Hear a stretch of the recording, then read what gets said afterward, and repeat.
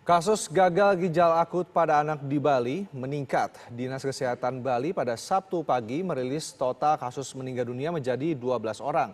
Dan saat ini RSUP Profesor Ngurah Bali tengah merawat satu pasien anak yang diduga menderita gagal ginjal akut.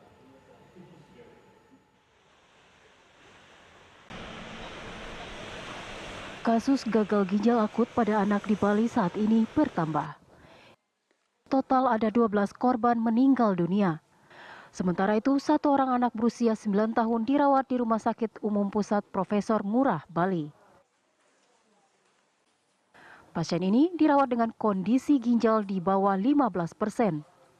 Namun, setelah menjalani cuci darah, kondisi ginjal mulai membaik. Dari hasil pemeriksaan sementara, tim dokter dipastikan bukan karena penggunaan obat sirup. Namun diduga kuat karena multisystem inflammatory syndrome in children atau MIS-C yang juga terjadi pada kasus COVID-19. Saat ini pasien masih dalam pemantauan tim dokter RSUP Profesor Ngurah. Yang masih positif itu kita kaitkan dengan MIS-C, multisystem inflammatory syndrome in child. Pada pasien ini sudah mendapat vaksin COVID 2 kali. Kita di bawah 15%. Di bawah 15%. Ya, LFG-nya. Tapi terakhir kemarin udah 55% fungsi ginjalnya, LFG-nya.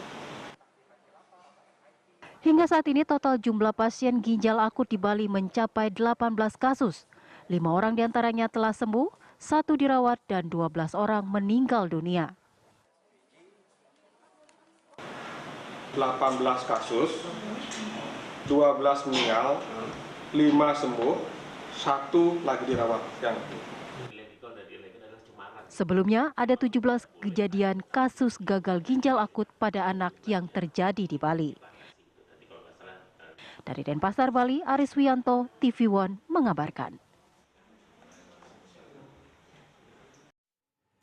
Sementara itu, desakan untuk menetapkan gagal ginjal akut pada anak sebagai kejadian luar biasa dinilai Menteri Kesehatan Budi Gunadi Sadikin tidak tepat. Menkes menjelaskan kejadian luar biasa ditetapkan hanya untuk penyakit menular.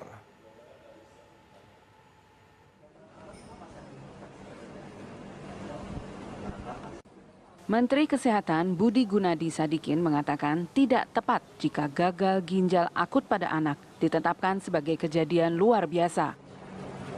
Sebabnya, kejadian luar biasa hanya ditetapkan untuk penyakit menular. HIV didesain awalnya untuk penyakit menular. Ini bukan penyakit menular.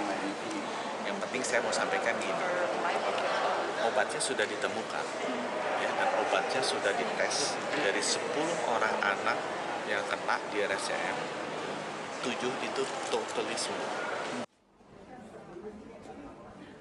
Menurut Menkes, jumlah kasus gagal ginjal akut pada anak mulai menurun sejak peredaran obat sirup dihentikan. Menkes menambahkan, Indonesia telah mendapat bantuan obat dari mancanegara, yaitu Singapura dan Australia. Selanjutnya sedang diupayakan bantuan obat dari Jepang. Dari Badung, Bali, Alfani Syukri, TV One mengabarkan.